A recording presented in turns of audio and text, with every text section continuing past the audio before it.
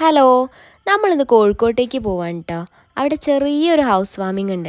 House വാമിങ്ങിന് ഞങ്ങളിവിടെ മലപ്പുറംകാർ കുടിയിരിക്കൽ എന്നൊക്കെയാണ് പറയൽ. കോഴിക്കോട് ഭാഗത്ത് വീട് വാർക്കൽ എന്നാണ് പറയൽ. നിങ്ങളവിടെയൊക്കെ എന്താ പറയലോ ഒന്ന് കമൻറ്റ് ചെയ്യണേ.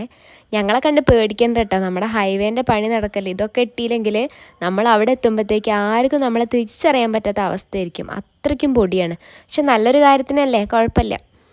അങ്ങനെ ഇപ്പോൾ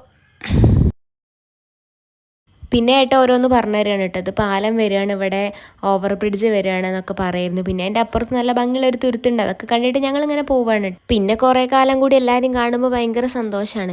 ഇവരൊക്കെ കണ്ടിട്ട് കുറേ ആയിരുന്നു. ഈ ചേച്ചീൻ്റെ വീട്ടിലാണ് കേട്ടോ കുടിയിരിക്കൽ. ചേച്ചിയല്ല, എൻ്റെ മാമിയാണേ. ഇത് ഏട്ടൻ്റെ അമ്മമ്മേൻ്റെ അനിയത്തീൻ്റെ വീടാണ്. കുറേ കാലത്തിന് ശേഷം ഞങ്ങളിങ്ങനെ പരിപാടിക്കൊക്കെ ഇങ്ങനെ കൂടുമ്പോഴായിട്ട് എല്ലാവർക്കും ഒരുമിച്ച് കാണാൻ പറ്റുക. അപ്പോൾ അതിൻ്റെ സന്തോഷമാണ് ഈ കാണുന്നത്. ഞാനതിൻ്റെ ഇടയിൽ കൂടെ മെല്ലെ ക്യാമറ ഒക്കെ എടുത്ത് ചെറിയൊരു ക്ലിപ്പൊക്കെ എടുത്തു. ഇതൊക്കെ ഏട്ടൻ്റെ അനിയന്മാരാണ്. പിന്നെ മെയിനായിട്ടാണ് നമ്മളെ ഫുഡ്. നല്ല ലഗോൺ കോഴീൻ്റെ ബിരിയാണി ആയിരുന്നു. എന്തൊക്കെ പറഞ്ഞാലും കോഴിക്കോട് വന്ന് ബിരിയാണി കഴിക്കുമ്പോൾ അതിൻ്റെ ഒരു സുഖം വേറെ തന്നെയായിരുന്നു.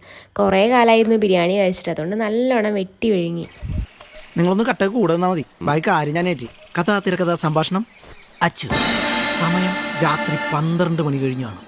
ഞങ്ങളിങ്ങനെ ഉറക്കത്തിലേക്ക് വഴുതി വീഴാൻ പോവുക. പെട്ടെന്ന് താഴെ കോയക്കൻ്റെ നിർത്താണ്ട് കരയാണ്. രണ്ടും കൽപ്പിച്ച് ആ ടോർച്ചടിച്ച് നോക്കിയപ്പോളേ കത്തി ജോലിച്ചിങ്ങനെ നിക്കുക. എന്ത് ടോർച്ച? അല്ല, കണ്ണുകൾ. പൊന്തക്കാട്ടിൽ തിളങ്ങുന്ന 2 കണ്ണുകൾ. പിന്നെ ചെറിയച്ഛനെയും കൂടെ ചെറുതായിട്ടൊന്ന് വീഡിയോ എടുത്തതിന് ശേഷം ഞങ്ങൾ നേരെ അവിടെ നിന്ന് ഇറങ്ങി. വരുന്ന വഴി വേദുവിനെ കാണാൻ വേണ്ടിയിട്ട് ഇറങ്ങിട്ടോ.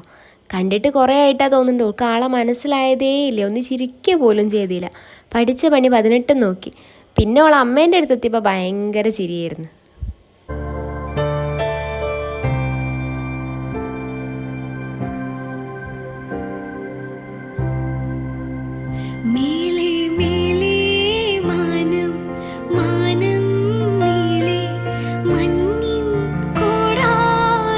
മുടിയൊക്കെ വളർന്നിട്ട് ആളാകെ മാറിയിട്ടുണ്ടായിരുന്നു.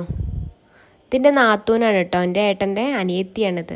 പിന്നെ അവിടെ നിന്ന് ഇറങ്ങി നേരെ ഞങ്ങൾ വീട്ടിലേക്ക് പോയി.